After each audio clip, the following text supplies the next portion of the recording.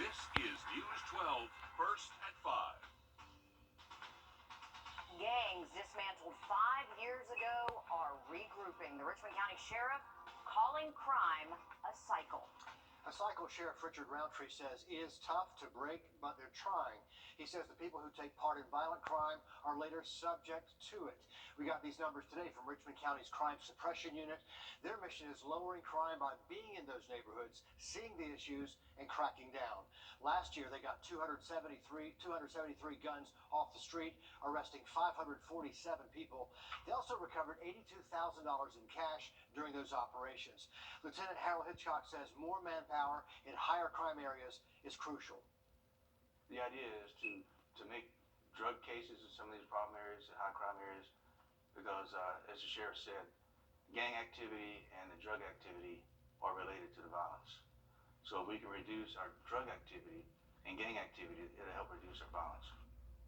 We heard from another advocate who says he's trying his best to help the crime disappear as well, and he's hoping money talks. We're going to talk to him about that ahead on News 12 at 6 o'clock. Meanwhile, we're uncovering new details tonight about a shooting that happened at an Augusta club that left a 20-year-old dead. It happened over the weekend at Club 702 on Deansbridge Road. Tonight, we're learning the club shouldn't have been open at all. Our Claire Allen joins us now live in the newsroom. And Claire, you tell us the club had a liquor license, but did not have a business license. That's right. Club 706 applied for its business license in 2021, but as of today, the city tells us they do not have an open business license with the city. You can have an alcohol license, but they could have gotten an alcohol license while the business license was in force. Now, if the club was wrong, then they're wrong. On top of the licensing issues, one of the victims in the Club 706 shooting was only 20 years old and should have not been allowed in the first place. Should management be a little stricter? Yes. But we have to understand, no matter what we do to prevent things from happening, there's somebody thinking of a way to do what they want to do around our restrictions. I mean, we just need to be fair across the board. We need to make sure that we're listening to the Richmond County Sheriff's Department because they're dealing with these clubs on a day-to-day basis.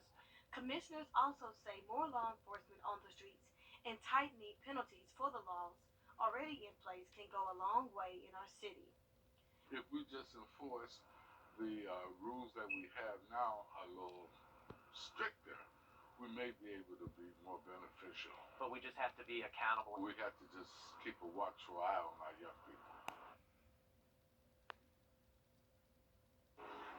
We did find documents on the city's website that say to operate a bar in Georgia, you have to complete an application for a business license before submitting an application for the liquor license. We reached out to the Planning and Development Department, who issued the liquor license, to find out how a club without a business license was able to get a liquor license, but they could not make anyone available today to comment.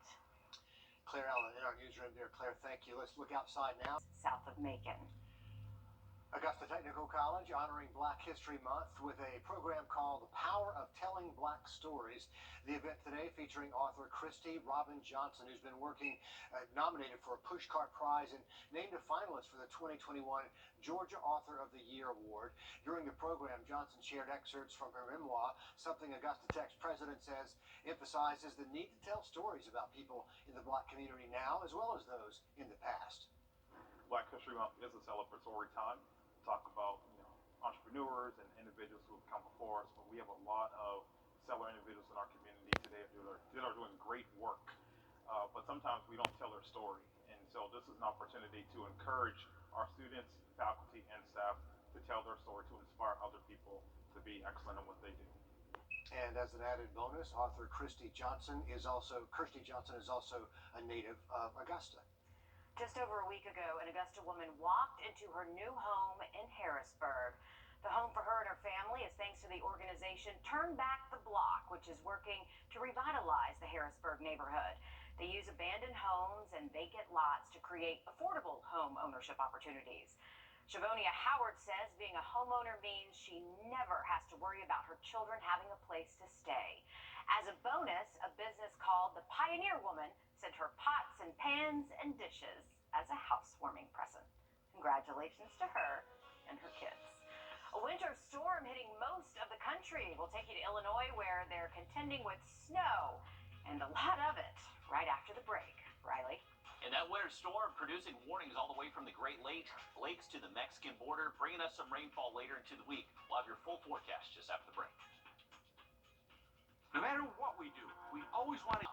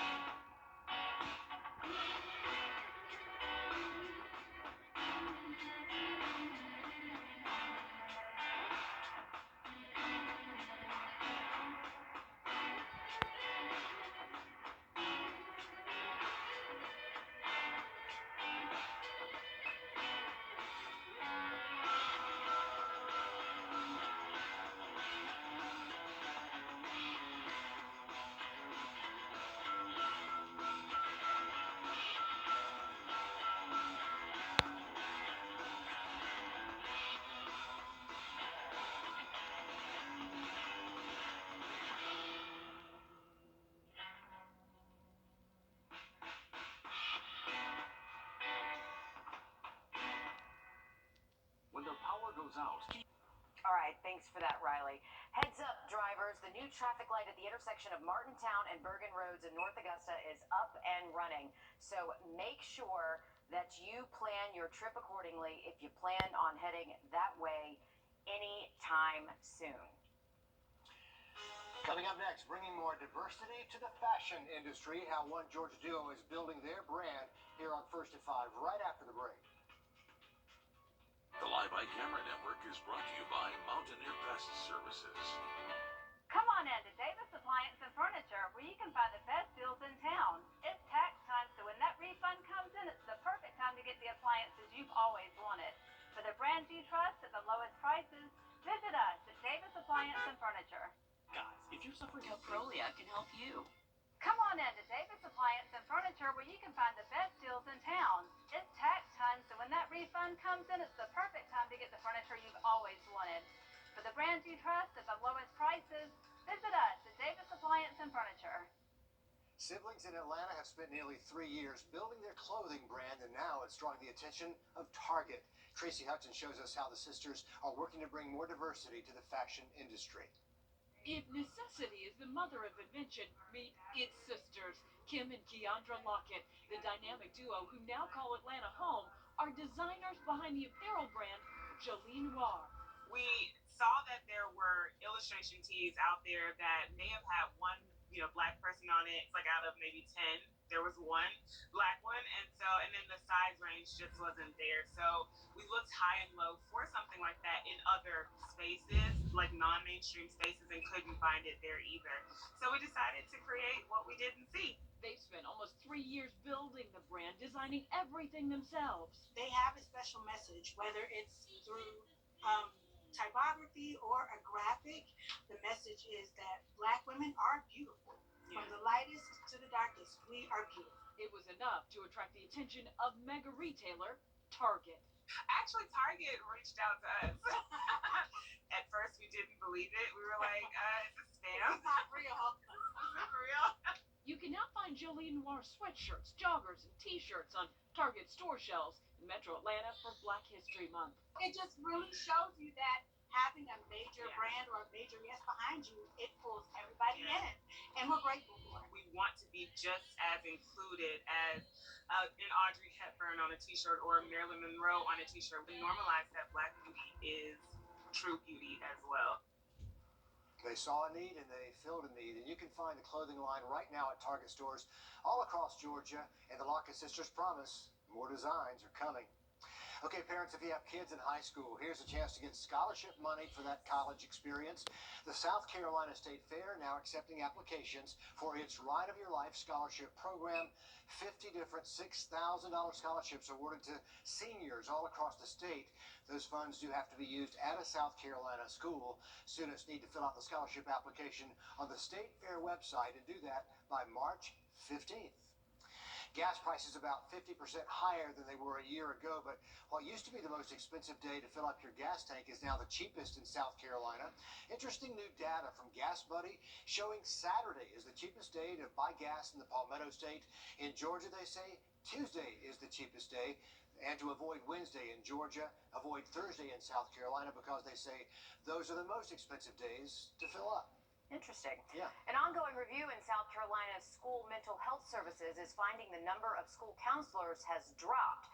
And this is happening at a time when mental health needs across the country are going up.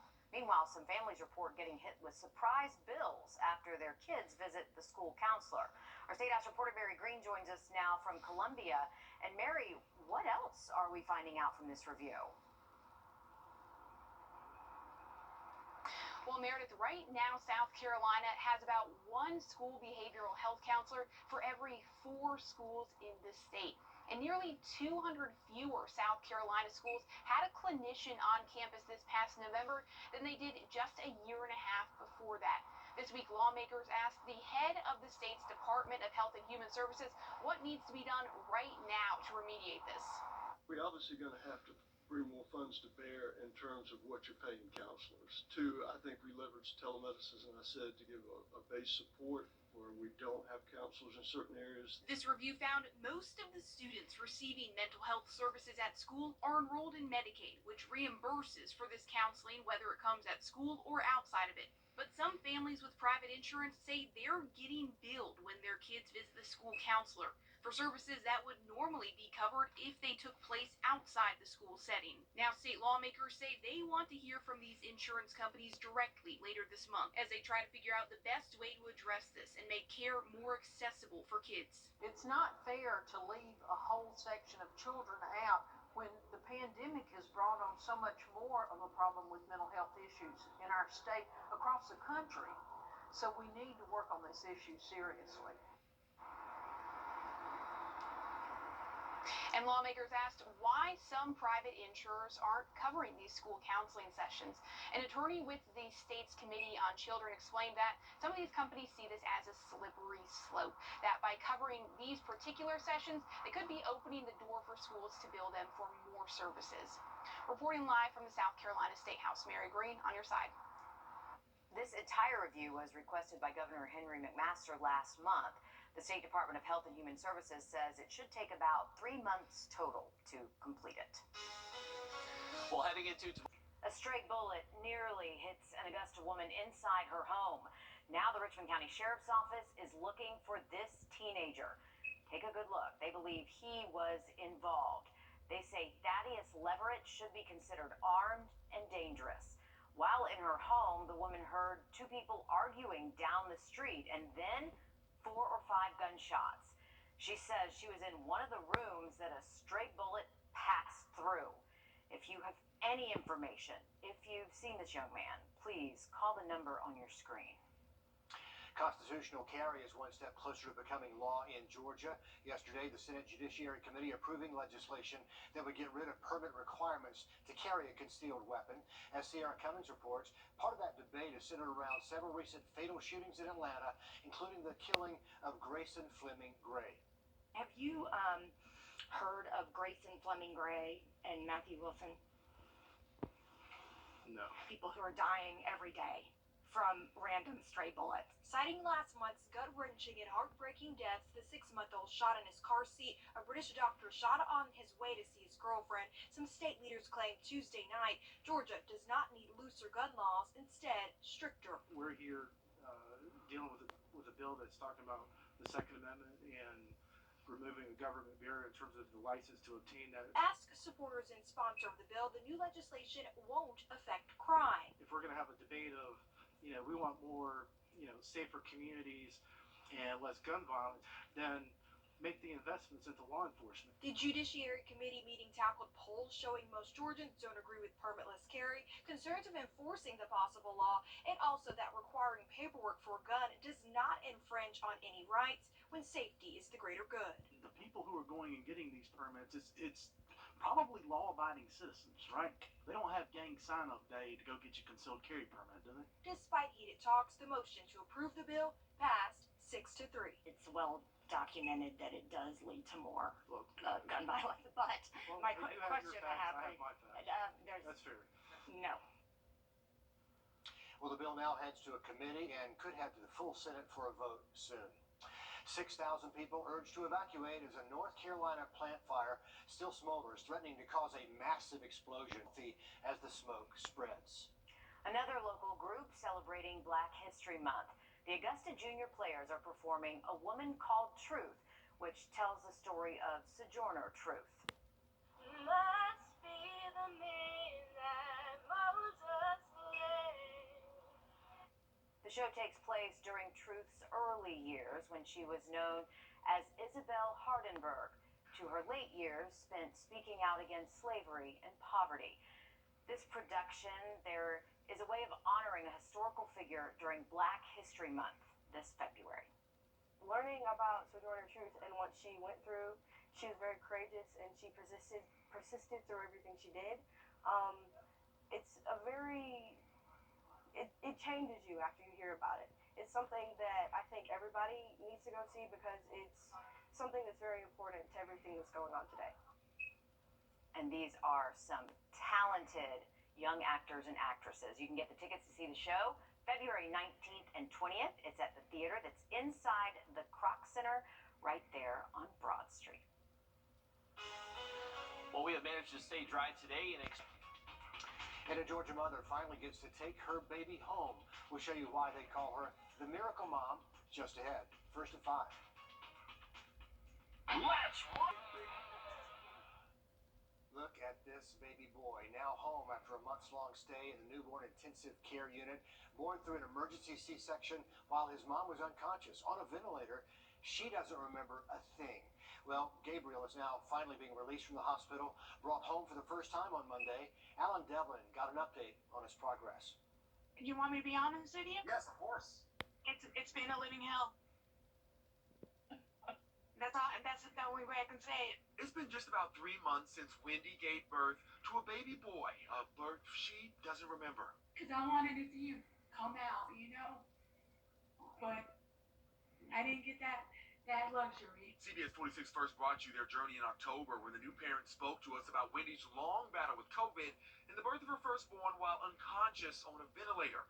But now, We got him. That's all I can say. We got him. a change of mood.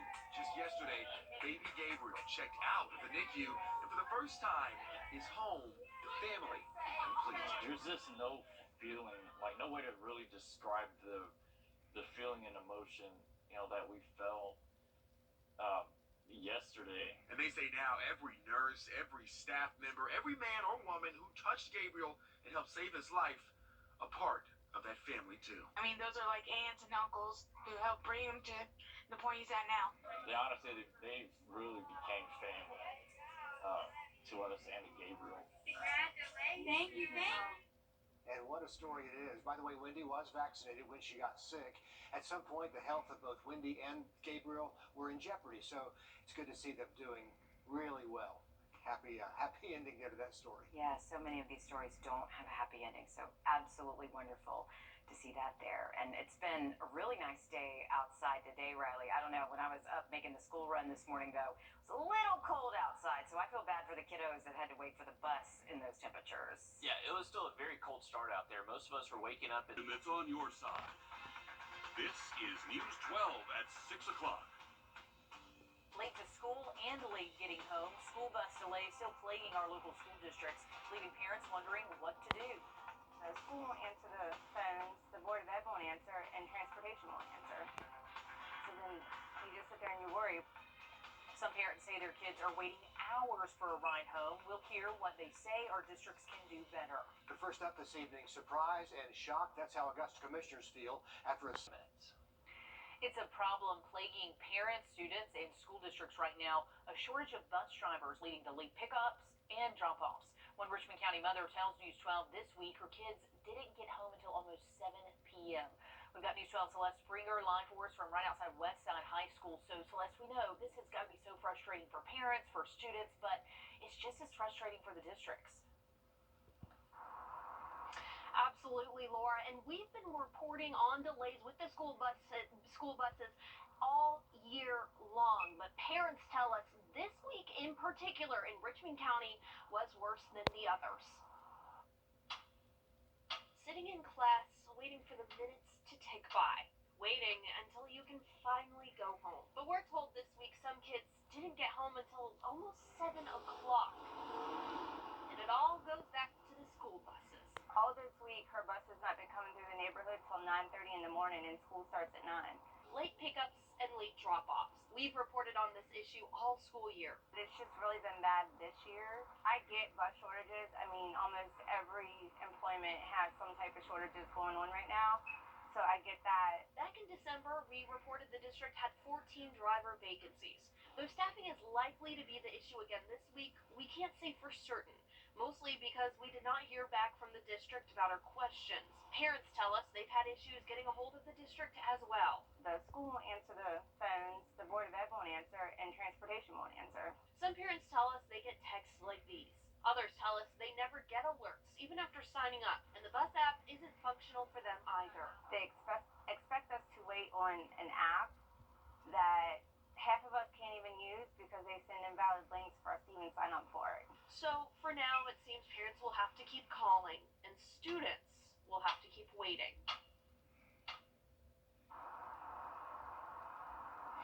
And we're still waiting to hear from the district about what is exactly causing these delays. Though if you are interested in applying to be a bus driver, we have the link to do so on our website, wrdw.com. They could certainly use the help right now. Celeste, thank you. We're getting new details on a deadly shooting at an Augusta club. 20-year-old Kevin Coatney lost his life over the weekend after being shot at Club 706 on Deansbridge Road. Now, new tonight, we're learning the club should have never been open in the first place. It does not have a business license. Records show the club applied for a license in 2021, but as of today, the city tells us they don't have one. They do have an alcohol license. We've reached out to the Planning and Development Department to ask how the club got that liquor license without having a business license. Continuing our coverage now on the fight to end violence like that in Richmond County and what solutions are out there to create real change. News 12 Sloan O'Cone live in the newsroom in Sloan. You spoke with the county suppression team and Crime Stoppers. Both tell you money talks and rewards work. Exactly. The problem now is there's no funding going towards reward money. The sheriff's proactive team works to prevent these crimes, the suppression team looks to reduce them, and the Crime Stopper says he's the missing piece of the puzzle. You offer enough money for a bad guy, and they will bring that bad guy in on a stick. Griff Griffin still operates Augusta Crime Stoppers, but at a much smaller scale. He spent over $1 million of his own money from 2010 to 2015 to reduce crime. I've spent that money. I don't have that money anymore. I've saved that money up since I was 15 years old. But now we're seeing an uptick. The Sheriff's Office investigators, violent crimes, intel, crime suppression team, and proactive team have been around for a few years. Well, the idea is to work these areas, do the best we can to deter crime, work with the community. If people come forward, they see something suspicious, they call us, let us know, give us information, we'll investigate it. And we'll continue to drive down the gun violence.